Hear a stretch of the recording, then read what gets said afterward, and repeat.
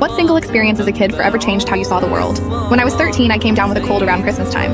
But when I asked my mom if I could have some tablets, she instead insisted we go to the hospital. I thought she was overreacting, but I just figured she thought seeing a doctor would make me feel better before Christmas. After all, she wouldn't want her 13-year-old daughter to be sick on Christmas. I ended up going to the hospital with her, and once there, she checked me into a room. I saw her speaking with the nurses just before she did, and all the nurses went pale and their jaws dropped as they kept glancing in my direction. Once I was in the room, I remember asking my mom if the doctor said I would be okay, and she reassured me that it was just a cold. I responded by asking if it was just a cold. Why did the nurses look so worried and why I was in this room? She told me not to ask questions I don't want answers to, and then shushed me when I tried to speak again. She left the room a minute later telling me she was going to get some water and that she'd be right back, and that was the last time I ever saw my mother.